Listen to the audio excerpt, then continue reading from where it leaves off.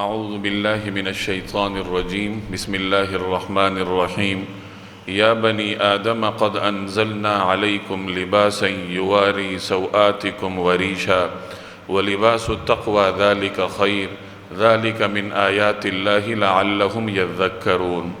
یا بنی آدم، اے آدم کے بیٹو، قد انزلنا علیکم لباسا، ہم نے تمہارے لیے لباس نازل کیا ہے، یواری سوآتکم وریشا، جو تمہارے جسم کے ان حصوں کو چھپاتا ہے جن کا کھولنا برا ہے، وریشا، اور جو خوشنمائی کا ذریعہ بھی ہے، وَلِبَاسُ التَّقْوَى ذَلِكَ خَيْرٌ، اور تقوی کا جو لباس ہے وہ سب سے بہتر ہے، ذَلِكَ مِنْ آیات اللہ، یہ سب اللہ کی نشانیوں کا حصہ ہے، لَعَلَّهُمْ يَذَّكَّرُونَ، جن کا مقصد یہ ہے کہ لوگ سبق حاصل کریں۔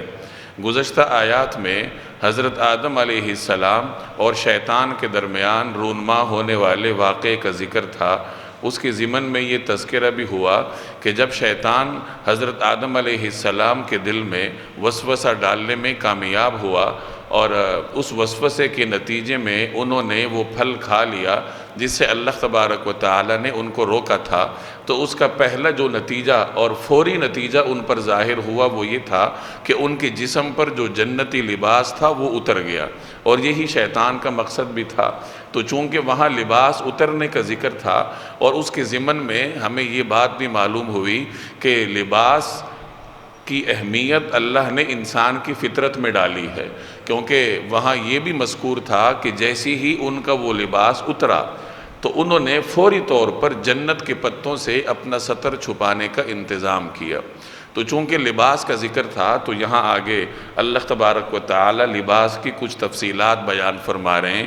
چنانچہ فرمایا، اے آدم کے بیٹو، ہم نے تمہارے لیے لباس نازل کیا ہے۔ اب یہاں یہ سمجھ لیجئے کہ لباس نازل کرنے کا کیا مطلب ہے۔ نازل کرنے کا تو مطلب ہے اوپر سے کوئی چیز نیچے آئے، جیسے بارش نازل ہوتی ہے، اللہ کی جانب سے برکات کا نزول ہوتا ہے۔ یہ لباس نازل کرنے کا کیا مطلب ہے؟ اس کے مختلف مفہوم علماء نے بیان کیے ہیں۔ بعض حضرات فرماتے ہیں کہ یہاں انزلنا پیدا کرنے کے معنی میں ہے، گویا اس کا مطلب یہ ہے کہ ہم نے تمہارے لیے لباس پیدا کیا ہے، اور ظاہر ہے کہ لباس اللہ تبارک و تعالی کی تخلیق ہے۔ اور بعض حضرات نے اس کا مفہوم کچھ گہرائی کے ساتھ بیان کیا ہے۔ وہ یہ فرماتے ہیں کہ انسان کا جو لباس ہے اس کا جو سبب ہے وہ بالآخر جا کر بارش ہے، کیونکہ لباس کتنی چیزوں سے بنتا ہے۔ لباس یا تو کپاس سے بنتا ہے، پٹسن سے بنتا ہے، یا جانوروں کی اون سے بنتا ہے۔ چاہے کپاس ہو یا پٹسن ہو، اس کی پرورش کا ذریعہ بھی پانی ہے۔ جانوروں کا اون ہو تو جانوروں کی زندگی کا دار و مدار بھی پانی پر ہے۔ تو گویا کہ لباس کا جو بنیادی سبب ہے وہ پانی ہے، اور پانی اللہ تبارک و تعالی اوپر سے نازل کرتا ہے۔ تو اس وجہ سے فرمایا گیا کہ ہم نے تمہارے لیے لباس نازل کیا، یعنی ہم نے بارش نازل کی، ایسے اسباب پیدا کر دیے، ایسے اسباب ہم نے نازل کیے جس کے نتیجے میں تم لباس بناتے ہو، اور وہ لباس تم پہن کر اپنے لیے خوشنمائی کا ذریعہ جو ہے وہ اس کی تعیین کرتے ہو، مقرر کرتے ہو۔ اور بعض حضرات فرماتے ہیں کہ یہاں مراد برکات ہیں، کہ ہم نے تمہارے لیے لباس کی جو برکات ہیں وہ نازل کی ہیں۔ تو بہرحال کوئی بھی مطلب لیا جا سکتا ہے۔ تو خلاصہ یہ نکلا کہ اللہ تبارک و تعالی نے انسان کے لیے لباس کا بندوبست کیا ہے، اور لباس کے دو مقاصد آگے بیان ہوئے۔ پہلا مقصد کیا ہے؟ یواری، تاکہ وہ چھپائے، سوآتکم، تمہارے جسم کے ان حصوں کو جن کو چھپایا جاتا ہے۔ سوآت، سوآتن کی جمع ہے، یہ ستر کو کہتے ہیں، جسم کا وہ حصہ جس کو چھپانا ضروری ہوتا ہے۔ تو لباس کا ایک مقصد یہ ہے کہ وہ ساتر ہونا چاہیے، وہ انسان کے جسم کے مخفی حصوں کو چھپانے والا ہو۔ اور دوسرا مقصد کیا ہے؟ وریشا، کہ وہ تمہارے لیے زیب و زینت کا باعث ہے، خوشنمائی کا باعث ہے۔ وَلِبَاسُ التَّقْوَى ذَلِكَ خَيْرٌ، اور تقوی کا جو لباس ہے وہ سب سے بہتر ہے۔ اب یہاں ضمنی طور پر ایک تفصیل سمجھ لیجئے کہ انسان جتنے بھی کام کرتا ہے، ہم زندگی میں جتنے بھی کام کرتے ہیں انہیں دو حصوں میں تقسیم کیا جا سکتا ہے۔ ہمارے کچھ کام ایسے ہیں، کچھ امور ایسے ہیں جنہیں عبادات کہا جاتا ہے، اور کچھ امور ایسے ہیں جو ہماری عادات سے تعلق رکھتے ہیں، معاملات سے تعلق رکھتے ہیں۔ عبادات یہ ہمارے کاموں کا وہ حصہ ہے جس میں ہماری مرضی نہیں چل سکتی، اس کے کسی حصے میں ہماری مرضی کا کوئی عمل دخل نہیں ہے۔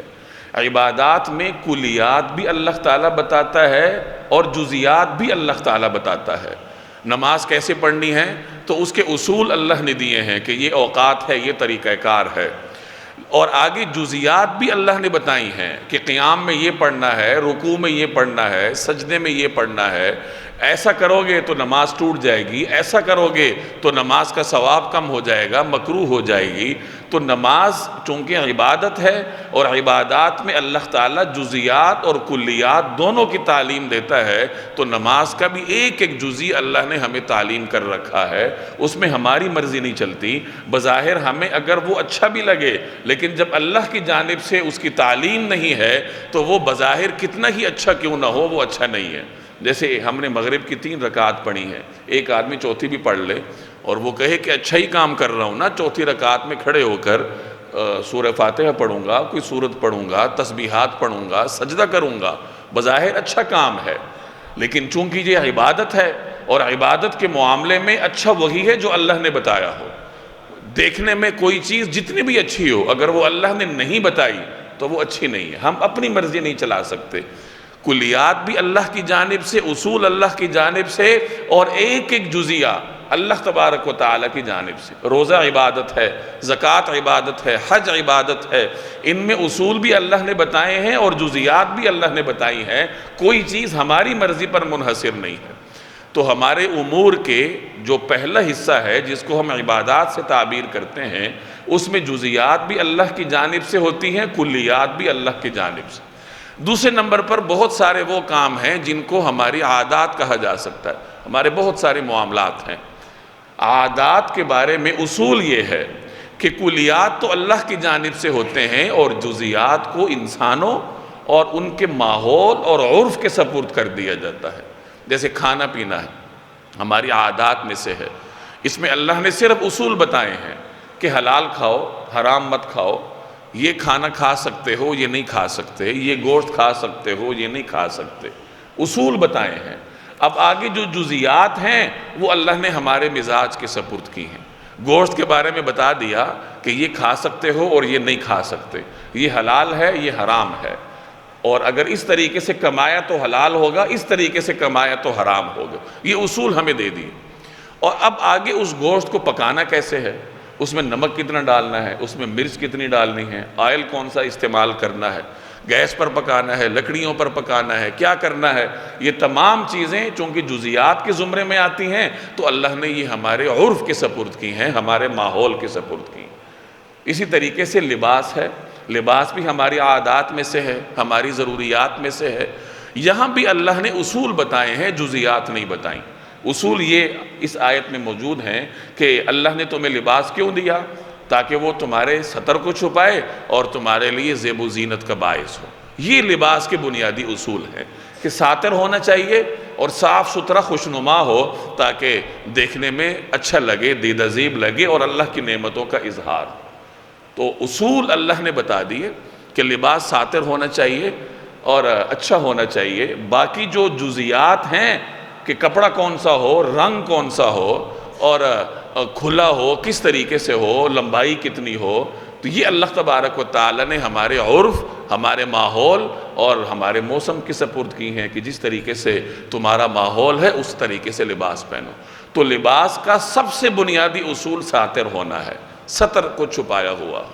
مرد کا جو ستر ہے وہ ناف سے لے کر گھٹنے تک ہے، اور عورت کا پورا جسم ستر ہے سوائے 3 چیزوں کے کہ اس کا چہرہ، اس کی ہتھیلیاں اور اس کے پاؤں، باقی اللہ نے اس کے پورے جسم کو ستر بنایا۔ تو مرد کا ستر ناف سے لے کر گھٹنے تک ہے۔ ران بھی ستر کا حصہ ہے، اس لیے اگر کسی کی ران کھلی ہے تو وہ خود بھی گنہگار ہے اور جو دیکھنے والا ہے وہ بھی گنہگار ہے۔ بہت سارے کھیل ایسے ہوتے ہیں جہاں انہوں نے ایسے شارٹس پہنے ہوتے ہیں، تنگ اور مختصر لباس پہنے ہوتے ہیں کہ گھٹنوں سے اوپر ران نظر آ رہی ہوتی، تو ایسے کھیلوں کو دیکھنا جائز نہیں ہوتا کیونکہ وہ ستر ہے، آپ دیکھیں گے تو گنہگار ہوں گے۔ تو ناف سے لے کر ستر تک یہ مرد کے جسم کا سطر ہے، ناف سے لے کر گھٹنے تک، گھٹنا بھی شامل ہے۔ اب اس سطر کو چھپانا یہ ضروری ہے، چنانچہ جو لباس اس سطر کو چھپانے سے قاصر ہو وہ غیر شرعی ہے، اور ہر وہ لباس جو سطر کو چھپاتا ہو وہ شرعی ہے۔ سطر کو چھپانے کے دو مطلب ہیں، ایک تو یہ کہ رنگت بھی چھپی ہو، اور دوسرے نمبر پر جسامت بھی چھپی ہو۔ نہ تو لباس اتنا باریک ہو کہ سطر کی جھلک نظر آئے، اور نہ ہی اتنا تنگ اور چست ہو کہ جسامت اس سے واضح ہو جائے۔ یہ دونوں چیزیں ضروری ہوتی ہیں، اور یہ دونوں چیزیں موجود ہوں گی تو پھر وہ لباس ساتر کہلاتا ہے۔ اب آگے جو جزیات ہیں وہ اللہ نے ہمارے سپرد کی ہیں، کہ وہ قمیص شلوار ہے، وہ عربوں کا جبہ ہے، وہ ہندوستان والوں کا قمیص اور پاجامہ ہے، یا وہ یورپ میں رہنے والوں کا شرٹ اور پینٹ ہے، تو وہ تمام چیزیں جزیات کے زمرے میں آتی ہیں، اور وہ اللہ تبارک و تعالی نے انسانوں کے ماحول اور ان کے مزاج کے سپرد کی ہیں۔ چنانچہ ہر وہ پینٹ جو ساتر ہو، جو سطر کو چھپانے والی ہو، تو وہ جائز ہے، اس کے پہننے میں کوئی حرج نہیں ہے۔ تو لباس کے یہ دو بنیادی اصول ہیں کہ وہ ساتر ہونا چاہیے، اور آگے وریشہ کہ صاف ستھرا ہو، زیب و زینت کا باعث ہو۔ اس طریقے سے ایک تیسرا اصول بھی اس میں ہے کہ لباس ایسا نہ ہو جو کسی غیر مسلم قوم کا شعار ہو۔ شعار کہتے ہیں علامت کو۔ علامت کا مطلب یہ ہے کہ ان کی مذہبی علامت ہو، جیسے عیسائیوں کے ہاں صلیب مذہبی علامت ہے، اس طریقے سے مختلف اقوام کی مذہبی علامات ہوتی ہیں، تو وہ جو مذہبی علامت ہے وہ ان کا شعار کہلاتا ہے۔ تو لباس ایسا نہیں ہونا چاہیے جو کسی غیر مسلم قوم کا شعار ہو۔ تو بہرحال یہ بنیادی اصول ہیں، اور ان اصولوں پر عمل کر کے انسان لباس پہن سکتا ہے، کیونکہ وہ جو جزیات ہیں وہ اللہ تبارک و تعالی نے میرے اور آپ کے ماحول کی سپرد کی۔ قد انزلنا علیکم لباسا، ہم نے تمہارے لیے لباس نازل کیا ہے، یواری سوآتکم، جو تمہارے جسم کے ان حصوں کو چھپا سکے جن کا کھولنا برا ہے، وریشا، اور جو خوشنمائی کا ذریعہ بھی ہے۔ لباس خوشنما بھی ہونا چاہیے۔ انسان کو اللہ نے جتنے وسائل دیے ہیں تو وہ نعمتیں اس پر نظر آنی چاہیے۔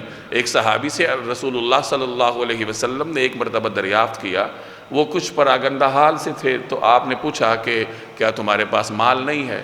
تو انہوں نے عرض کیا کہ میرے پاس مال ہے، میرے پاس مویشی بھی ہیں، مجھے اللہ نے نعمتیں دی ہیں۔ تو آپ صلی اللہ علیہ وسلم نے فرمایا کہ پھر وہ نعمتیں تمہارے اوپر نظر آنی چاہیے۔ تو جتنا اللہ نے انسان کو وسائل دیے ہوں اسی کے مطابق انسان اپنے لیے لباس کا انتخاب کر سکتا ہے۔ البتہ اس میں اعتدال ضروری ہوتا ہے۔ تکلف کرنا یہ مسلمان کے لیے ناپسندیدہ ہے۔ ہم لوگ بعض اوقات انتہا میں چلے جاتے ہیں، آگے اس کی کچھ تفصیل آئے گی بھی۔ جناب رسول اللہ صلی اللہ علیہ وسلم نے ہر قسم کا لباس پہنا ہے۔ عمومی طور پر آپ صلی اللہ علیہ وسلم سادہ پیون والا لباس زیب تن فرماتے تھے، لیکن بعض اوقات حضور صلی اللہ علیہ وسلم نے مہنگا اور باہر سے آیا ہوا لباس بھی زیب تن فرمایا ہے۔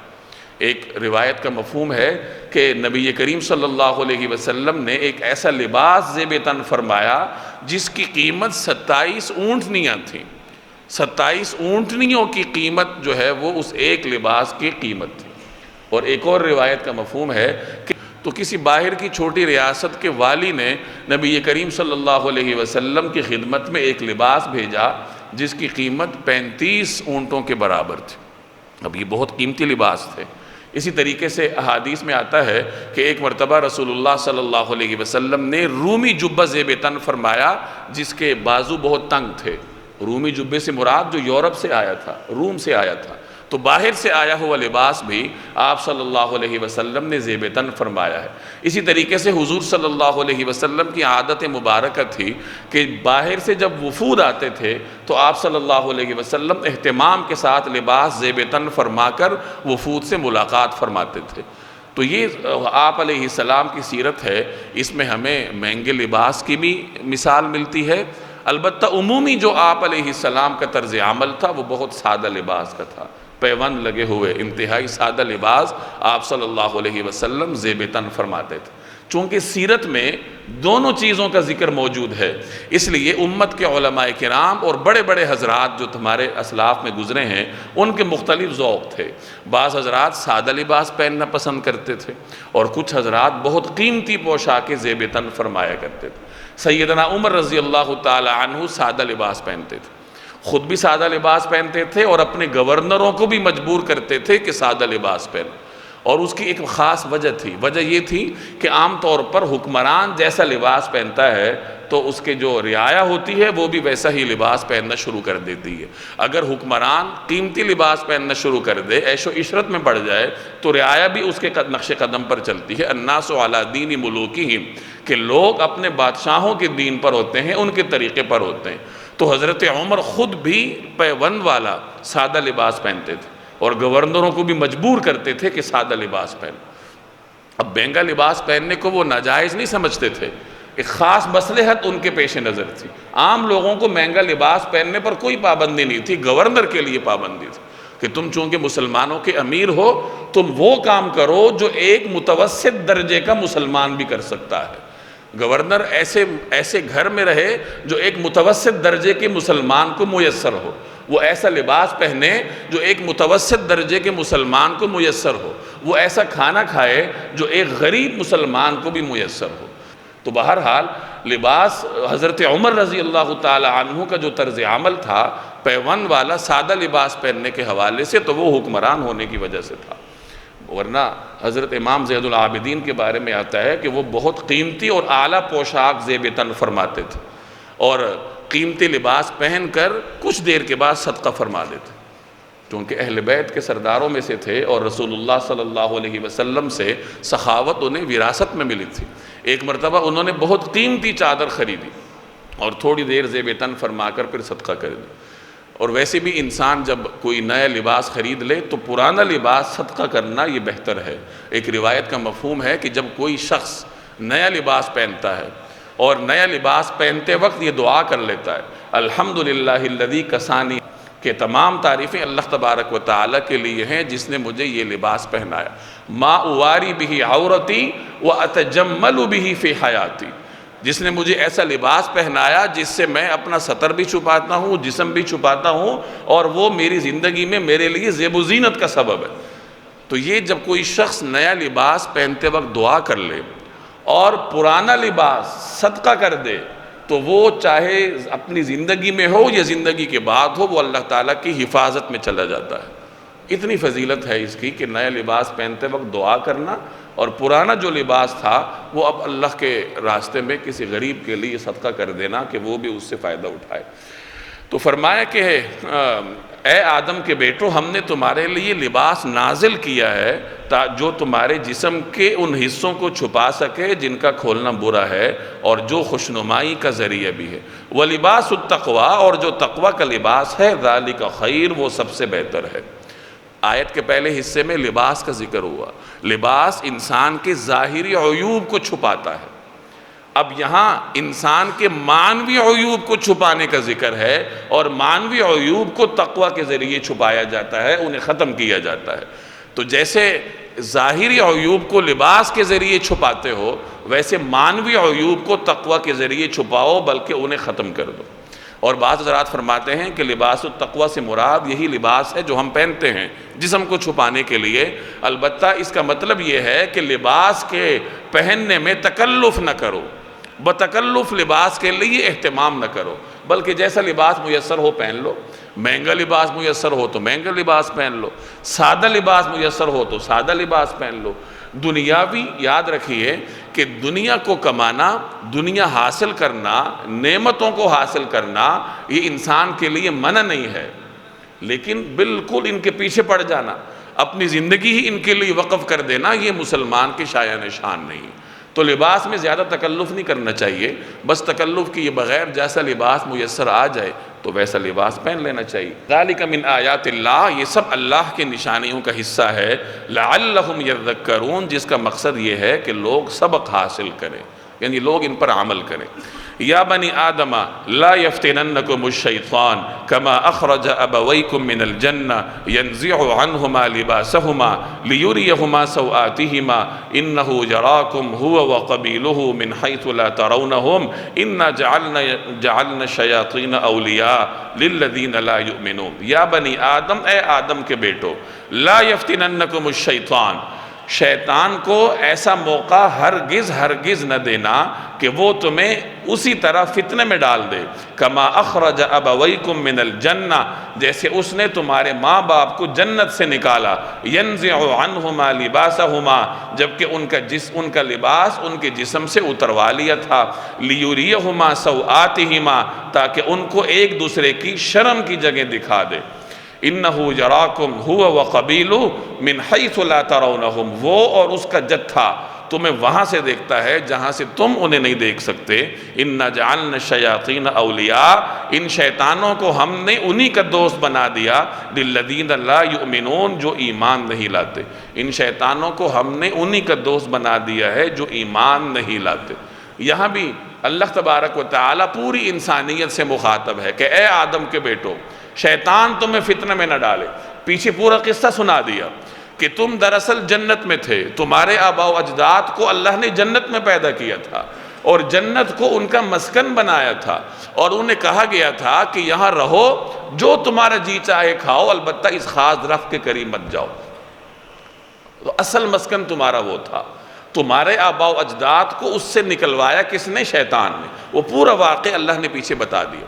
اب یہاں مجھے اور آپ کو خبردار کیا جا رہا ہے کہ دیکھو شیطان تمہارا دشمن ہے، اس نے تمہارے آباء و اجداد کو جنت سے نکلوایا ہے، تو تم اس کے پیچھے نہ چلو، کہیں وہ تمہیں فتنے میں نہ ڈال دے.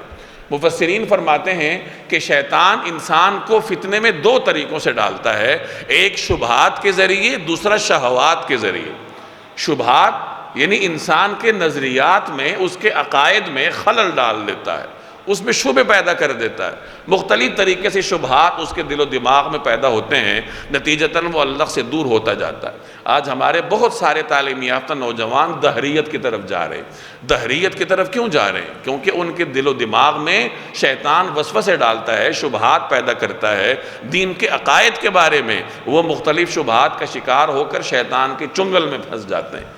اور دوسرے نمبر پر شہوات ہیں، خواہشات ہیں، کہ خواہشات کے پیچھے انسان کو شیطان لگا دیتا ہے کہ مال زیادہ کمانا ہے. اب زیادہ کمانے کی شہوت انسان میں پیدا کر دیتا ہے. اب مال ہم نے کمانا ہے، چاہے وہ حرام ذریعے سے کیوں نہ ہو، چاہے وہ سود کے ذریعے ہو، جوے کے ذریعے ہو، کسی کا حق مارنے کے ذریعے ہو، کرپشن کے ذریعے ہو، ڈاکہ ڈالنے کے ذریعے ہو، کوئی بھی ذریعہ ہو، بس میرے پاس مال ہونا چاہیے.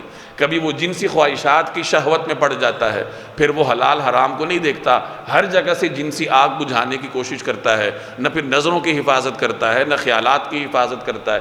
تو یہ مختلف شہوات ہیں جن کے پیچھے انسان کو شیطان لگا دیتا ہے. تو یہ دو بنیادی راستے ہیں جن کے ذریعے شیطان انسان کا شکار کرتا ہے، کبھی شبہات کے ذریعے اور کبھی شہوات کے ذریعے. تو اللہ نے خبردار کیا کہ اے آدم کے بیٹو، دیکھ لو تمہیں ہرگز شیطان فتنے میں نہ ڈالے، نہ تمہیں شہوات کے پیچھے لگائے، نہ تمہارے اندر شبہات کو پیدا کرے. اب ان دونوں چیزوں کو کیسے دور کیا جائے، اس کا ایک ہی راستہ ہے، قرآن و حدیث کی تعلیمات. جو شخص قرآن کریم کا مطالعہ رکھتا ہے، جو شخص حضور صلی اللہ علیہ وسلم کی سیرت سے واقف ہوتا ہے، وہ شبہات میں نہیں پڑتا. اس کے عقائد کو کوئی شخص متزلزل نہیں کر سکتا. یہاں اللہ نے ہر عقیدہ کھول کھول کر بیان کی. حضور صلی اللہ علیہ وسلم کی زندگی میں اس پر عملی طور پر اطلاق ہمیں نظر آتا ہے. تو نہ وہ شبہات میں پڑتا ہے، نہ وہ شہوات میں پڑتا ہے، اس کا عمل درست ہوتا ہے.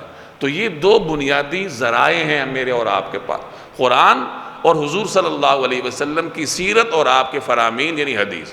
تو قرآن و سنت یہ بنیادی چیزیں ہیں، اور جب ہم ان کو چھوڑ دیں گے تو شبہات میں بھی پڑیں گی، شہوات میں بھی پڑیں گی.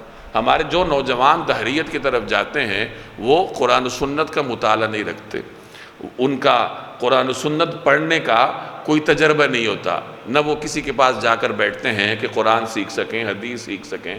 دنیاوی تعلیم ان کی جتنی بھی ہو تو وہ تو انسان کو دہریت کی طرف لگاتی ہے. خاص طور پر جو سائنس ہے، فزکس کے پڑھنے والے ہیں، اگر وہ اس کے ساتھ ساتھ قرآن و حدیث کا مطالعہ نہ رکھیں تو یہ فزکس انہیں پتہ نہیں کہاں لے جائے گی. تو فرمایا لا یفتننکم الشیطان، شیطان کو ایسا موقع ہرگز نہ دینا کہ وہ تمہیں اسی طرح فتنے میں ڈال دے، کما اخرج ابویکم من الجنہ، جیسے کہ اس نے تمہارے ماں باپ کو جنت سے نکالا. اور ان پر حملہ کر کے اس نے پہلا مقصد کیا حاصل کیا اس کا ذکر ہے آگے، يَنزِعُ عَنْهُمَا لِبَاسَهُمَا، جبکہ ان کا لباس ان کے جسم سے اتروا لیا تھا، لِيُرِيَهُمَا سَوْآتِهِمَا، تاکہ ان کو ایک دوسرے کی شرم کی جگہ دکھائے۔ یہ شیطان کی ازل سے کوشش ہے کہ انسان کو بے لباس کر دے، اسے فحاشی اور عریانی کی طرف لے کر جائے۔ إِنَّهُ يَرَاكُمْ هُوَ وَقَبِيلُهُ، شیطان اور اس کا قبیلہ، اس کا جتھا تمہیں دیکھتا ہے، من حیث لا ترونہم، وہاں سے جہاں سے تم ان کو نہیں دیکھ سکتے۔ شیطان کو اللہ نے لطیف چیزوں سے بنایا ہے، یعنی جنات جو ہیں ان کو اللہ تبارک و تعالی نے اس طرح تخلیق فرمایا ہے کہ وہ انسان کو نظر نہیں آتے۔ نظر نہ آنے کا یہ مطلب نہیں ہے کہ بالکل نظر نہیں آتے، بعض اوقات اللہ کی مشیت ہو تو وہ نظر آ بھی جاتے ہیں کسی بھی شکل میں۔ تو فرمایا گیا کہ یہ تمہارا ایسا دشمن ہے جو تمہیں نظر نہیں آتا، لیکن وہ تمہیں دیکھتا ہے، وہ تمہیں ایسی جگہ سے دیکھتا ہے جہاں سے تم ان کو نہیں دیکھ سکتے، یعنی وہ تو تمہیں دیکھتا ہے، تم انہیں نہیں دیکھ سکتے۔ تو بہت خطرناک دشمن ہے، اور ایسے خطرناک دشمن کے وار سے بچنے کے لیے اللہ تبارک و تعالیٰ کی پناہ میں جایا جاتا ہے۔ اس لیے اللہ نے ہمیں اپنی پناہ لینی سکھائی ہے کہ قُلْ أَعُوذُ بِرَبِّ الْفَلَقِ، قُلْ أَعُوذُ بِرَبِّ النَّاسِ، یہ معوذتین یہ اللہ تبارک و تعالیٰ کی حفاظت حاصل کرنے کا ذریعہ ہے۔ اِنَّا جَعَلْنَا الشَّيَاطِينَ أَوْلِيَاءَ، ان شیطانوں کو ہم نے انہی کا دوست بنا دیا ہے، لِلَّذِينَ لَا يُؤْمِنُونَ، وہ لوگ جو کہ ایمان نہیں لاتے۔ یعنی یہ شیاطین کس کے دوست ہیں؟ ان کے دوست ہیں جو غیر مسلم ہیں، جو اللہ پر ایمان نہیں رکھتے، اور جو ان کے پیچھے چلے گا اس کا انجام بھی وہی ہو جاتا ہے۔ وَإِذَا فَعَلُوا فَاحِشَةً قَالُوا وَجَدْنَا عَلَيْهَا آبَاءَنَا وَاللَّهُ أَمَرَنَا بِهَا قُلْ إِنَّ اللَّهَ لَا يَأْمُرُ بِالْفَحْشَاءِ أَتَقُولُونَ عَلَى اللَّهِ مَا لَا تَعْلَمُونَ۔ وَإِذَا فَعَلُوا فَاحِشَةً، اور جب یہ لوگ کوئی بے حیائی کا کام کرتے ہیں، قالوا تو کہتے ہیں وَجَدْنَا عَلَيْهَا آبَاءَنَا، کہ ہم نے تو اپنے باپ دادوں کو اسی طریقے پر عمل کرتے پایا ہے۔ وَاللَّهُ أَمَرَنَا بِهَا، اور اللہ نے ہمیں ایسا ہی حکم دیا ہے۔ قل، آپ کہہ دیجئے، إِنَّ اللَّهَ لَا يَأْمُرُ بِالْفَحْشَاءِ، اللہ تمہیں بے حیائی کا حکم نہیں دیتا۔ أَتَقُولُونَ عَلَى اللَّهِ، کیا تم وہ باتیں اللہ کے نام لگاتے ہو، مَا لَا تَعْلَمُونَ، جن کا تم علم نہیں رکھتے۔ یہ آیات ایک خاص پس منظر میں نازل ہوئی تھیں اس رکوع میں۔ ابتدائی آیت بھی جو لباس کے بارے میں ہے، اور یہ آیت بھی، مفسرین فرماتے ہیں کہ عربوں کے ہاں ایک خاص تصور تھا۔ قریش کو وہ حمص کہا کرتے تھے۔ قریش ایسا قبیلہ تھا جو کہ ان میں مذہبی اجارہ داری رکھتا تھا، مذہبی طور پر اشرافیہ کا مقام اس کو حاصل تھا، یعنی ایک ایلیٹ کلاس تھی مذہبی حوالے سے۔ چونکہ وہ مکہ کے باسی تھے، خانہ کعبہ کے متولی تھے، اللہ کے گھر کے نگہبان تھے، حاجیوں کی میزبانی کرتے تھے، اس وجہ سے انہوں نے اپنے آپ کو ایک ایلیٹ کلاس ڈکلیئر کیا ہوا تھا کہ ہم تو مذہبی طور پر تم سے برتر ہیں۔ اور اسی نظریے سے انہوں نے یہ گھڑ رکھا تھا کہ جو باہر سے آئے گا وہ اپنے لباس میں طواف نہیں کر سکتا، صرف قریش کا جو لباس ہے اس میں طواف کیا جا سکتا ہے۔ اور اسی کے ضمن میں ان کا ایک اور نقطہ نظر بھی تھا عربوں کا کہ جس لباس میں ہم گناہ کرتے ہیں، جو ہم عام طور پر پہنتے ہیں، وہ لباس لے کر ہم اللہ کے گھر نہیں جا سکتے۔ اب اس کا نتیجہ یہ تھا کہ جب باہر سے لوگ طواف کے لیے آتے تھے تو وہ قریش سے لباس مانگتے تھے کہ ہم جو اپنا لباس ہے جس میں ہم گناہ کرتے ہیں، اس میں تو ہم طواف نہیں کر سکتے، تو کوئی قریش کے قبیلے کا فرد ہمیں اپنا لباس عاریتاً دے دے تاکہ ہم وہ لباس پہن کر اس میں طواف کر لیں۔ یہ ان کا نقطہ نظر تھا اور یہ ان کا طرز عمل تھا۔ اب ہوتا یہ کسی کا لباس مل جاتا تھا، وہ اس لباس میں طواف کر لیتا تھا، اور کسی کو قریشی کا لباس میسر نہیں ہوتا تھا تو وہ عریاں بدن طواف کرتا تھا، وہ بالکل ننگا، مادرزاد ننگا ہو کر طواف کرتا تھا، چاہے مرد ہو یا عورت ہو۔ مرد بھی اسی طرح عریانی میں طواف کرتے تھے اور عورتیں بھی اسی عریانی میں طواف کرتی تھیں۔ مرد دن کو کر لیتے تھے اور عورتیں رات کو کر لیتی تھیں۔ تو بہرحال یہ ان کے ماحول کا حصہ تھا کہ وہ اس طرح عریانی میں طواف کرتے تھے، اور جب انہیں منع کیا جاتا تھا تو وہ کہتے تھے یہ تو ہمارے آباء و اجداد کا طریقہ ہے اور یہی اللہ کا حکم ہے۔ تو اس کا ذکر یہاں پر ہے کہ جب یہ بے حیائی کا کام کرتے ہیں، اس سے بڑی بے حیائی کیا ہو سکتی ہے کہ عریانی کی حالت میں اللہ کے گھر میں رہ کر طواف کیا جائے۔ پیچھے ذکر ہوا کہ ستر چھپانا یہ اللہ نے انسان کی فطرت میں ڈالا ہے۔ سلیم الفطرت انسان ایسی جگہ بھی لباس سے بے نیاز نہیں ہوتا جہاں اسے کوئی دیکھنے والا نہ ہو۔ یعنی آپ اپنے کمرے میں بھی بے لباس ہو کے نہیں رہ سکتے، بے شک کوئی شخص آپ کو دیکھنے والا نہیں، اللہ تو دیکھ رہا ہے نا، فرشتے تو موجود ہیں۔ تو سلیم الفطرت شخص ہر وقت اپنے سطر کو چھپانے کا اہتمام کرتا ہے۔ یہ تو جب انسان کی فطرت مسخ ہو جاتی ہے پھر وہ یہاں تک پہنچتا ہے۔ تو یہ جاہلیت کے لوگوں کا کام تھا، جو آج ترقی یافتہ زمانے کا انسان اسی طرف جانے کی کوشش کر رہا ہے۔ خواتین کا لباس اتنا باریک ہو گیا ہے کہ وہ پہنے یا نہ پہنے دونوں برابر، اور بعض علاقوں میں تو یہ باقاعدہ طور پر قانون ہے کہ وہاں عریاں ہو کے رہا جاتا ہے۔ آپ ان سے بہتر جانتے ہوں گے، دنیا کے کئی خطے ایسے ہیں جہاں پہ لباس پہننا قانونی طور پر ممنوع ہے۔ تو یہ انسان وہی کام کر رہا ہے جو زمانہ جاہلیت کا انسان کرتا تھا، اور یہ اس وجہ سے کہ فطرت مسخ ہو چکی ہے۔ جو چیز اللہ نے انسان کی فطرت میں ڈالی تھی، مسلسل نافرمانیاں کر کر کے اس نے اپنی فطرت مسخ کر دی ہے۔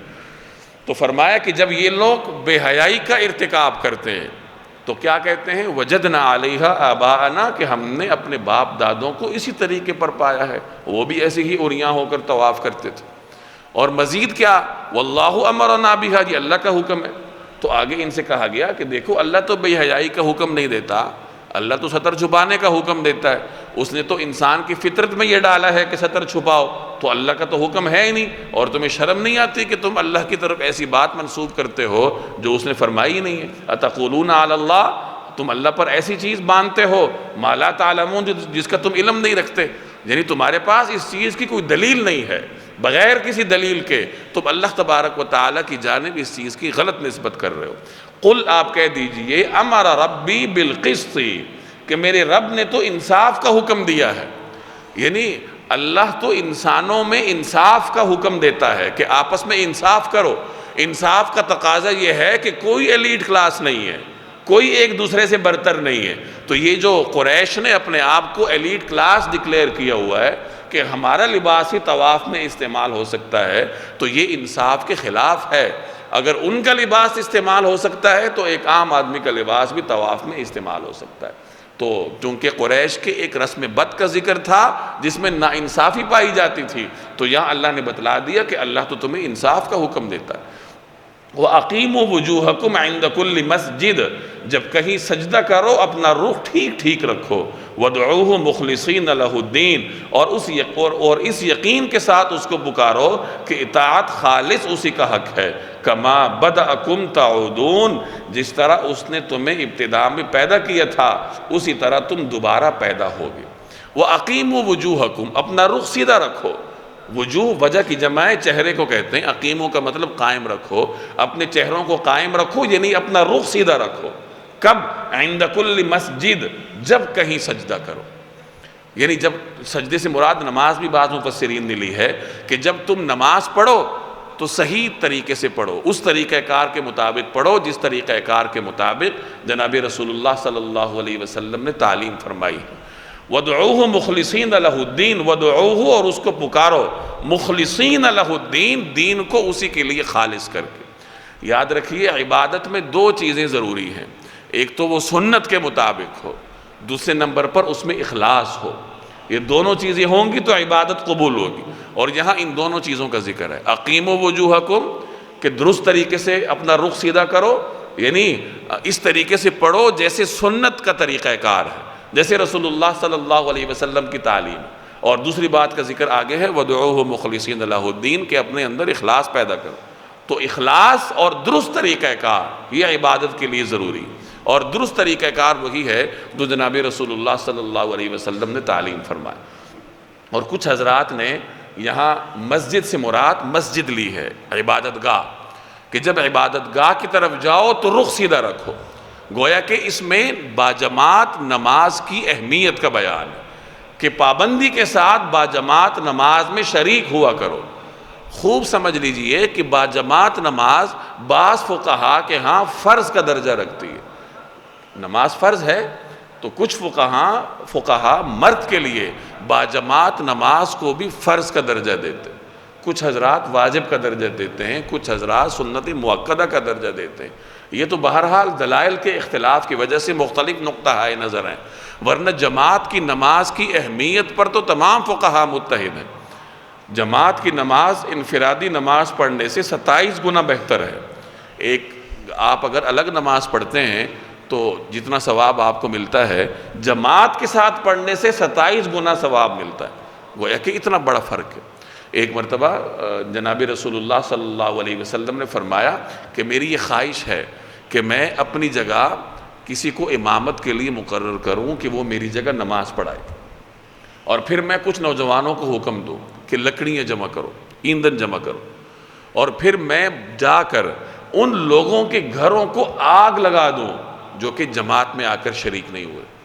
یہ کون ارشاد فرما رہے ہیں؟ رحمت للعالمین، جو امت کے لیے رحمت ہیں، لیکن ان لوگوں کے گھروں کے لیے جلانے کی وعید سنائی جو لوگ جماعت کی نماز میں شریک نہیں ہوتے۔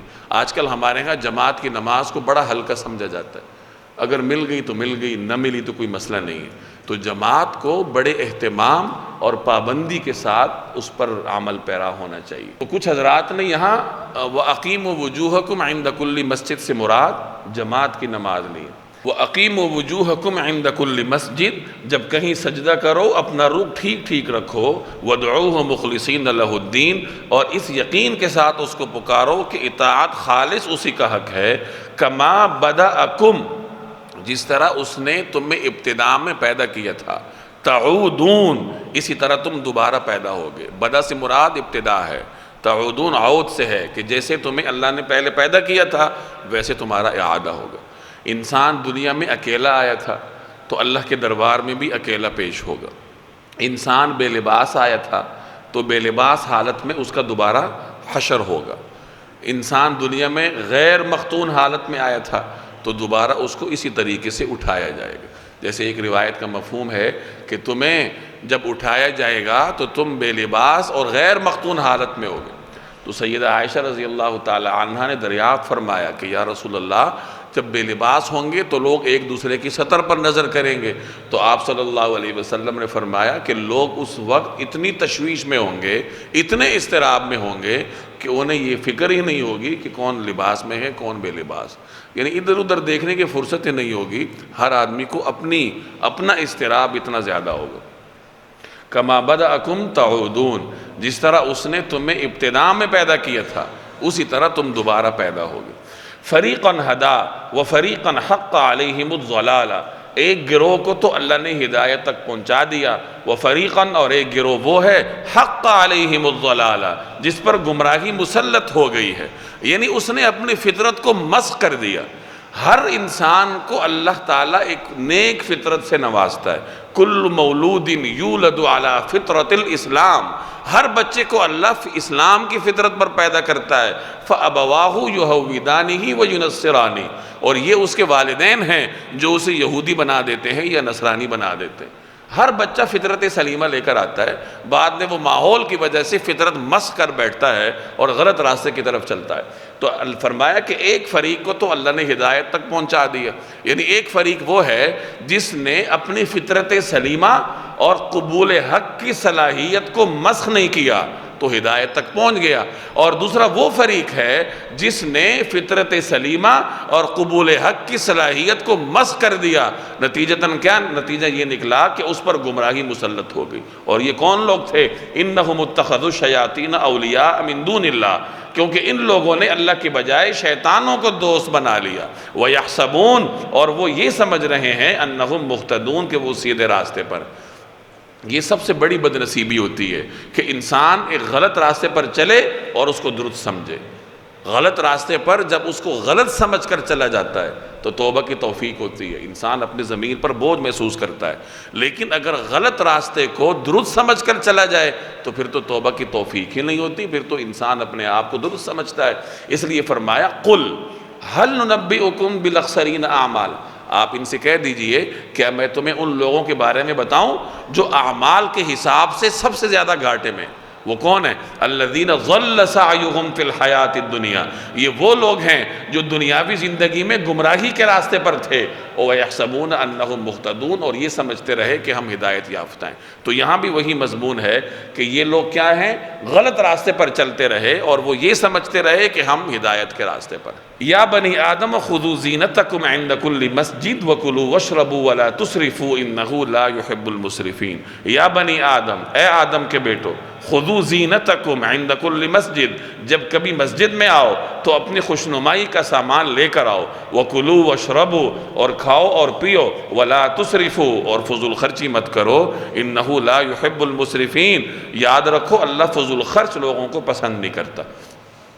جب کبھی مسجد آؤ تو زیب و زینت کا سامان لے کر آؤ، یعنی لباس پہن کر آؤ، اپنا جو سطر ہے وہ چھپا کر آؤ۔ یہ آیت اسی پس منظر میں نازل ہو رہی ہے جب عرب کے لوگ عریاں ہو کر طواف کر رہے، اور طواف مسجد میں ہوتا ہے، تو اللہ نے فرمایا کہ مسجد میں کپڑے پہن کر آؤ۔ اسی طریقے سے اگر مسجد سے مراد سجدہ لیا جائے، جیسے پچھلی آیت میں ہم نے مسجد سے مراد سجدہ بھی لیا تھا، تو یہاں بھی لیا جا سکتا ہے۔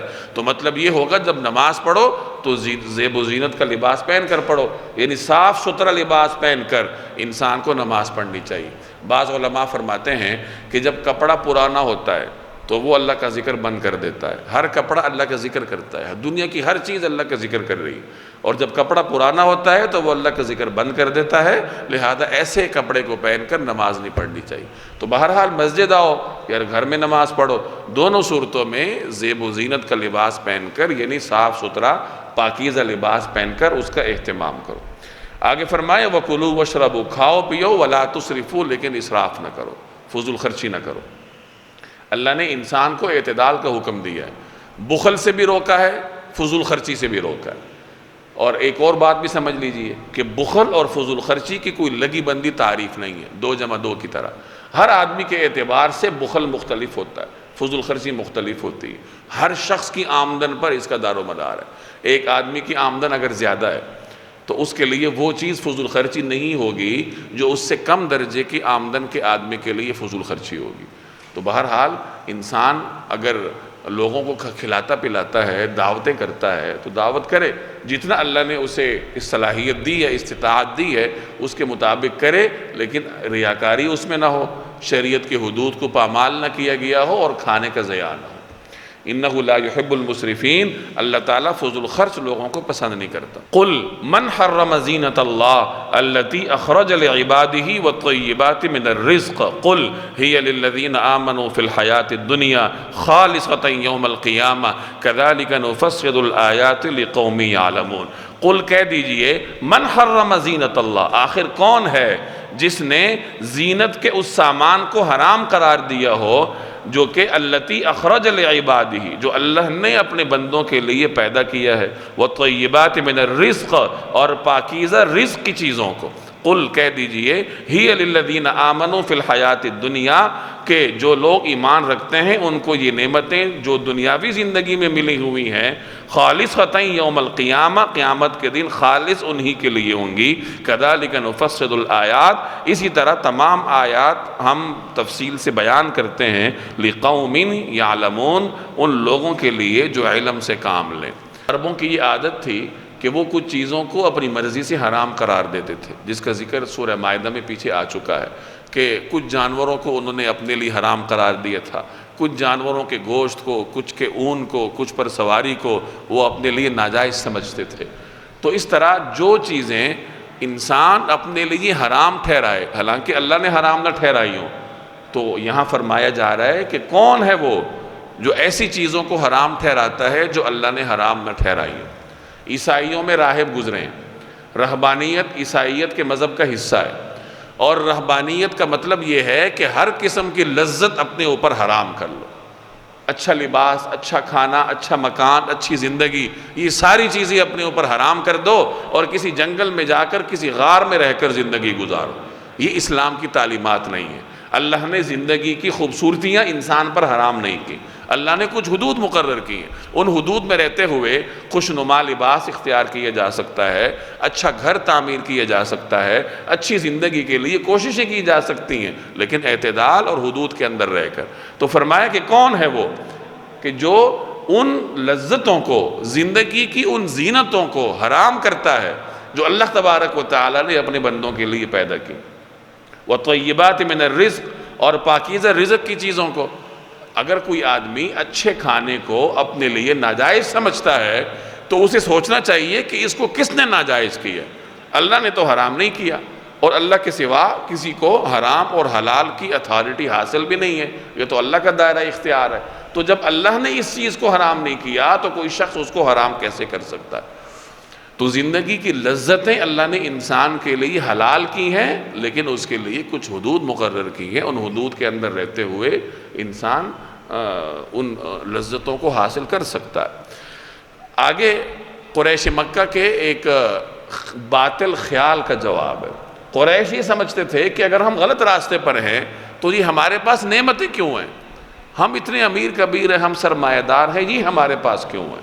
تو اس کا جواب ہے، یاد رکھیے کہ رزق دنیا میں اللہ تعالیٰ مومن کو بھی دیتا ہے اور بے ایمان کو بھی دیتا ہے، مسلمان کو بھی دیتا ہے، غیر مسلم کو بھی دیتا ہے۔ دنیا میں جو بھی آیا، جو انسان ہے، جو جانور ہے، جو چرند پرند ہے، اس کا رزق طے شدہ ہے، رزق اللہ نے اسے دینا ہے، اس کا تعلق ایمان سے نہیں ہے، اس کا تعلق اعمال سے نہیں ہے۔ ہاں برکت ایک الگ تصور ہے، لیکن جو بنیادی رزق ہے وہ اللہ تبارک و تعالی ہر ایک کو دیتا ہے۔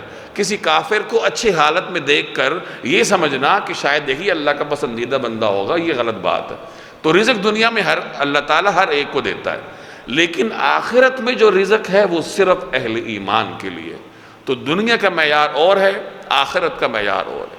یہاں اللہ نے اسی کو بتایا کہ قل، آپ کہہ دیجئے، ہی للذین آمنوا فی الحیات الدنیا، ان کو یہ نعمتیں جو دنیاوی زندگی میں ملی ہوئی ہیں، یعنی اہل ایمان کو، جو اہل ایمان ہیں اور دنیا میں جو نعمتیں ان کو ملی ہیں، قیامت کے دن وہ صرف ان کے لیے خاص ہوں، کہ دنیا میں تو ان کے لیے خاص نہیں ہے، ان کو بھی ملی ہیں تو غیر مسلم کو بھی ملی ہوئی ہیں، لیکن جب قیامت کے بعد کا زمانہ آئے گا تو اس وقت یہ نعمتیں صرف اور صرف اہل ایمان کے لیے خاص ہوں گی۔ ہی للذین آمنوا فی الحیات الدنیا، کہ ان کو یہ نعمتیں جو دنیاوی زندگی میں ملی ہیں خالصۃ یوم القیامہ، قیامت کے دن خالص ہوں گی، کن کے لیے؟ اہل ایمان کے لیے۔ کذالک نفصل الآیات لقوم یعلمون، اسی طرح تمام آیات ان لوگوں کے لیے ہم تفصیل سے بیان کرتے ہیں جو علم سے کام لیں۔ آیت کو سمجھنے کے لیے انسان کے پاس کچھ عقل ہونی چاہیے، کچھ دانش ہونی چاہیے، کوئی کوشش کرے تو اس کے اوپر آیت کا مفہوم واضح ہو جاتا ہے۔ قل انما حرم ربی الفواحش ما ظہر منها وما بطن والاثم والبغی بغیر الحق وان تشرکوا باللہ ما لم ينزل به سلطانا وان تقولوا علی اللہ ما لا تعلمون۔ قل کہہ دیجئے، انما حرم ربی الفواحش، میرے رب نے تو بے حیائی کے کاموں کو حرام قرار دیا، ما ظہر منها، چاہے وہ بے حیائی ظاہر ہو، کھلی ہوئی ہو، وما بطن، اور یا چھپی ہوئی ہو، والاثم، ہر قسم کے گناہ کو، والبغی، اور ناحق کسی سے زیادتی کرنے کو، والبغی بغیر الحق، اور بغیر حق کی یعنی ناحق کسی سے زیادتی کرنے کو، وَأَن تُشْرِكُوا بِاللَّهِ مَا لَمْ يُنَزِّلْ بِهِ سُلْطَانًا، اور اس بات کو کہ تم اللہ کے ساتھ کسی ایسی چیز کو شریک مانو جس کے بارے میں اللہ نے کوئی دلیل نازل نہیں کی، وَأَن تَقُولُوا عَلَى اللَّهِ مَا لَا تَعْلَمُونَ، نیز اس بات کو کہ تم اللہ کے ذمے وہ باتیں لگاؤ جن کی حقیقت کا تمہیں ذرا بھی علم نہیں۔ اب اس آیت میں دین کی بنیادی باتوں کا بیان ہے کہ میرے رب نے حرام قرار دیا کن چیزوں کو؟ سب سے پہلے بے حیائی کو۔ وہ بے حیائی چاہے خفیہ ہو یا چاہے اعلانیہ ہو، چاہے وہ گھر کے کمرے میں تنہائی میں ہو یا چاہے باہر چوک میں ہو، دونوں کو اللہ نے منع قرار دیا۔ اور یہی فرق ہے اسلامی اور مغربی قانون میں۔ مغربی قانون میں وہ کام بے حیائی ہے، وہ جرم ہے جو باہر کیا جائے۔ آپ اپنے کمرے میں تنہائی میں جو بھی کرتے رہیں، قانون اس کو نہیں پوچھتا، لیکن شریعت میں بے حیائی کا کام چاہے خفیہ طریقے سے ہو یا چاہے باہر چوک پر ہو، دونوں منع ہے۔ البتہ دونوں کی کیفیت میں فرق ہے، جو باہر علل اعلان کیا جائے گا وہ بغاوت سمجھا جائے گا، اس کے ساتھ وہی سلوک کیا جائے گا جو ایک باغی کے ساتھ ہوتا ہے۔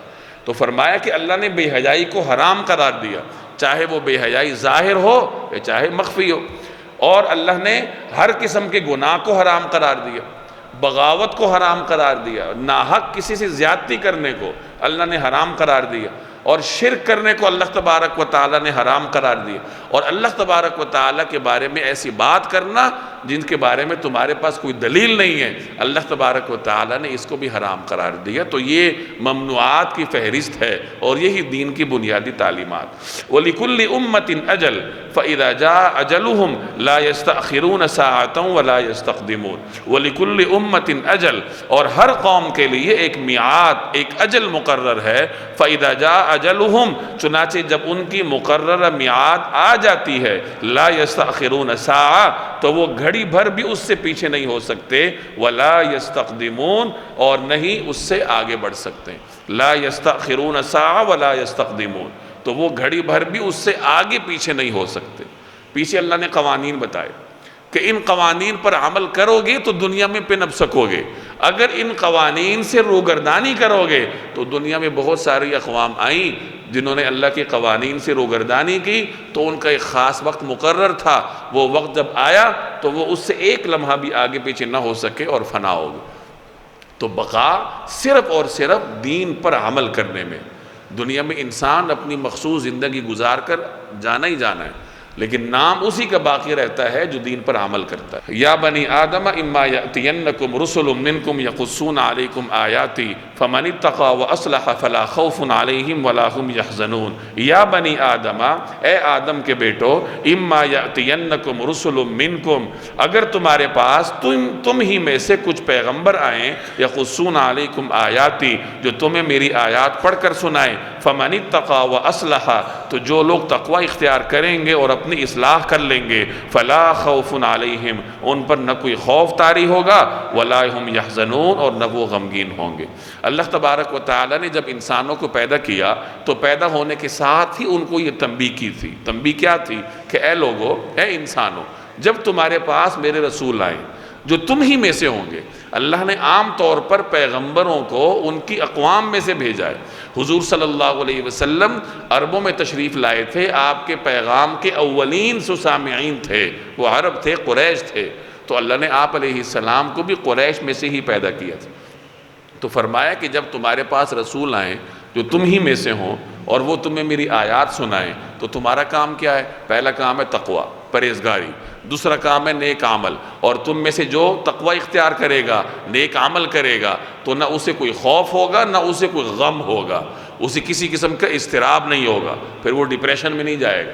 ڈپریشن میں وہی شخص جاتا ہے جو کہ اللہ تبارک و تعالیٰ کے احکامات سے روگردانی کرتا ہے۔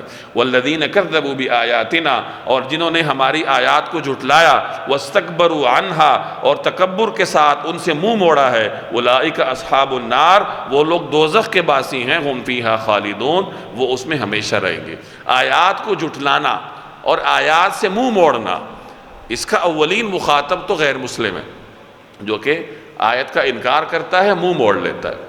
لیکن اگر دیکھا جائے تو منہ موڑنے کے زمرے میں ہم جیسے وہ مسلمان بھی آتے ہیں جو آیت کو پڑھتے نہیں ہیں، اس پر غور نہیں کرتے۔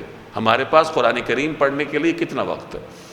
اگر ہم اپنی زندگیوں میں غور کریں کہ قرآن کریم کے لیے ہمارے پاس کتنا وقت ہے، تو جواب کھل کر سامنے آ جائے گا کہ کیا ہم آیت کی طرف رخ کر رہے ہیں یا ہم آیت سے منہ موڑ رہے ہیں۔ فمن اظلم ممن افترى على الله كذبا او كذب بآياته اولئك ينالهم نصيبهم من الكتاب حتى اذا جاءتهم رسلنا يتوفونهم قالوا اينما كنتم تدعون من دون الله قالوا ضلوا عنا وشهدوا على انفسهم انهم كانوا كافرين۔ فمن اظلم ممن افترى على الله كذبا، اب بتاؤ کہ اس شخص سے بڑا ظالم کون ہوگا جو اللہ پر جھوٹ باندھے۔ افتراء کا مطلب جھوٹ باندھنا، جو اللہ تبارک و تعالیٰ پر افتراء کرے، جھوٹ باندھے، او کذب بآیات، یا اس کی آیات کو جھٹلائے۔ ایسے شخص سے بڑا ظالم کون ہو سکتا ہے کہ جس رب نے اسے پیدا کیا ہے وہ اسی کی آیات کا انکار کر رہا ہے۔ اولئک ینالہم نصیبہم من الکتاب، ایسے لوگوں کے مقدر میں جتنا حصہ لکھا ہے وہ انہیں پہنچتا رہے گا۔ پیچھے بھی میں نے عرض کیا کہ رزق دنیا میں اللہ ہر ایک کو دیتا ہے، ایمان کو بھی دیتا ہے اور بغیر ایمان والے کو بھی دیتا ہے۔ تو یہاں ظالم لوگوں کا ذکر ہے کہ جن لوگوں نے اپنے آپ پر ظلم کیا، آیات کو جھٹلایا، تو دنیا میں اللہ تبارک و تعالیٰ اس کو رزق کا وہ حصہ دے گا جو اس کے لیے لکھا ہوا ہے۔ لیکن آگے کیا ہونا ہے؟ حتیٰ اذا جاءتہم رسلنا، یہاں تک کہ جب ان کے پاس ہمارے بھیجے ہوئے فرشتے آ جائیں، یتوفونہم، ان کی روح قبض کرنے کے لیے، یہاں تک کہ جب ان کے پاس ہمارے بھیجے ہوئے فرشتے روح قبض کرنے کے لیے آ پہنچیں، قالو، تو وہ کہیں گے اینما کنتم تدعون من دون اللہ، کہاں ہے وہ جنہیں تم اللہ کے بجائے پکارا کرتے تھے؟ یعنی وہ کہاں ہیں وہ بت، وہ طاقتیں جنہیں تم اللہ کے مقابلے میں لاتے تھے، جن پر تمہیں بڑا تقیہ تھا، آج وہ کدھر ہیں؟ تمہیں ہم سے کیوں نہیں بچا رہے؟ قالو، تو وہ کہیں گے ضلوا عنا، وہ سب ہم سے گم ہو چکے، وشہدوا علی انفسہم، اور وہ خود اپنے خلاف گواہی دیں گے، انہم کانوا کافرین، کہ وہ کافر تھے۔ کوئی چیز انسان کو آخرت میں اللہ کے سوا کام نہیں آئے گی، نہ کوئی بت کام آئے گا، نہ کوئی انسان کام آئے گا، نہ کوئی طاقت کام آئے گی، صرف اور صرف اللہ تبارک و تعالی کی رحمت انسان کو بچائے گی۔ قالت خلوا فی امم قد خلت من قبلکم من الجن والانس فی النار کلما دخلت امۃ لعنت اختها حتى اذا ادارکوا فیہا جمیعا قالت اخراہم لأولاہم ربنا هؤلاء یضلونا فآتہم عذابا ضعفا من النار قال لکل ضعف ولکن لا تعلمون۔ اب یہ بھی آخرت کے منظر کا بیان۔ قالت خلوا فی امم، اللہ فرمائے گا ادخلوا، داخل ہو جاؤ، فی امم، ان گروہوں میں، من قبلکم، جو تم سے پہلی تھی، من الجن والانس، جنات اور انسانوں میں۔ کہاں داخل ہو جاؤ؟ فی النار، آگ میں۔ دوبارہ دیکھ لیں، اللہ فرمائے گا کہ جاؤ جنات اور انسانوں کے ان گروہوں کے ساتھ تم بھی دوزخ میں داخل ہو جاؤ جو تم سے پہلے گزر چکے ہیں۔ کلما دخلت امۃ لعنت اختہا، جب بھی کوئی گروہ دوزخ میں داخل ہوگا وہ اپنے جیسوں پر لعنت بھیجے گا۔ کلما دخلت امۃ، امت سے مراد گروہ ہے، جب بھی کوئی گروہ داخل ہوگا، لعنت اختہا، اپنے جیسوں پر وہ کیا بھیجے گا؟ لعنت بھیجے گا۔ اب دیکھیں یہ تسلسل کے ساتھ احکامات آ رہے ہیں۔ پہلے اللہ نے احکامات بیان کیے، پھر فرمایا کہ ان پر عمل کرو گے تو ہدایت یافتہ ہو جاؤ گے، ان کا انکار کرو گے تو گمراہی تمہارے اوپر مسلط ہو جائے گی۔ دنیا میں تو تمہیں رزق مل جائے گا جو تمہارے لیے مقرر ہے، لیکن جیسے ہی تمہاری آنکھ بند ہوگی تو پھر آگ تمہارا مقدر ہے۔ اور دوزخ میں کیا ہوگا؟ اس کے منظر کا یہاں بیان ہے کہ دوزخ میں مختلف گروہ داخل ہوں گے، کچھ پہلے آئیں گے، کچھ بعد میں آئیں گے، کچھ طاقتور ہوں گے، کچھ کمزور ہوں گے، کچھ جو ہے وہ لیڈر ہوں گے، کچھ ان کے پیروکار ہوں گے۔ اب ان میں سے ہر گروہ دوسرے پر لعنت کرے گا، بعد میں آنے والے پہلے آنے والوں پر لعنت کریں گے، لیڈر جو ہے وہ اپنے پیروکاروں پر لعنت کریں گے، پیروکار لیڈروں پر لعنت کریں گے، ایک دوسرے کے سر ڈالیں گے، تمہاری وجہ سے ہم یہاں تک پہنچے۔ یہ صورتحال ہوگی۔ کلما دخلت امۃ، جب بھی کوئی گروہ داخل ہوگا وہ لعنت اختہا، اپنے جیسوں پر لعنت بھیجے گا، حتیٰ اذا ادارکوا فیہا جمیعا، یہاں تک کہ جب ایک کے بعد ایک سب اس میں داخل اکٹھے ہو جائیں گے، قالت اخراہم، تو ان میں سے جو لوگ بعد میں آئے تھے، لأولاہم، وہ کہیں گے ان لوگوں کو جو ان سے پہلے آئے تھے، کیا کہیں گے؟ ربنا ہؤلاء اضلونا، کہ یا رب انہوں نے ہمیں غلط راستے پر ڈالا تھا، فآتہم عذابا ضعفا من النار، اس لیے ان کو آگ کا دگنا عذاب دینا۔ یعنی بعد میں آنے والے پہلے آنے والوں کو کہیں گے، یا یوں کہہ لیجئے کہ پیروکار اپنے رہنماؤں کو کہیں گے، ان کو مخاطب کر کے اللہ سے درخواست کریں گے کہ یا اللہ انہوں نے ہمیں غلط راستے پر ڈالا تھا، لہٰذا ان کو دگنا عذاب دے، ایک ان کے اپنے کرتوتوں کا اور ایک ہمارے کرتوتوں کا، کہ ہم ان کی وجہ سے اس راستے پر چلے تھے۔ قال، تو اللہ تعالیٰ فرمائے گا لکل ضعف، سبھی کے لیے دگنا عذاب ہے۔ رہنما کے لیے دگنا عذاب، کیونکہ اس کا اپنا عمل بھی غلط اور اس کی وجہ سے پیروکاروں کا عمل بھی غلط، تو اس کو دگنا عذاب ملے گا۔ اور پیروکار کو بھی دگنا عذاب، اللہ نے اسے عقل دی تھی، عقل کے باوجود وہ کیوں اس کے پیچھے چلا، اور اللہ نے اس کے سامنے ایسے لوگوں کی تاریخ بیان کی تھی تو اس نے عبرت کیوں نہیں حاصل کی، تو پیروکار کو بھی دگنا عذاب۔ لِكُلٍّ ضِعْفٌ، ہر ایک کے لیے دگنا عذاب ہے، وَلَكِنْ لَا تَعْلَمُونَ، لیکن تمہیں پتہ نہیں۔ یعنی عذاب ہر ایک کو دگنا ہوگا لیکن تم لوگوں کو ابھی اس کی خبر نہیں ہے۔ وَقَالَتْ أُولَاهُمْ لِأُخْرَاهُمْ، اور پہلے آنے والے اخرا یعنی بعد میں آنے والوں سے کہیں گے، فَمَا كَانَ لَكُمْ عَلَيْنَا مِنْ فَضْلٍ، تو پھر تو تم کو ہم پر کوئی فوقیت تو حاصل نہ ہوئی، فَذُوقُوا الْعَذَابَ بِمَا كُنْتُمْ تَكْسِبُونَ، لہٰذا جو کمائی تم خود کرتے رہے ہو اس کے بدلے عذاب کا مزہ چکھو۔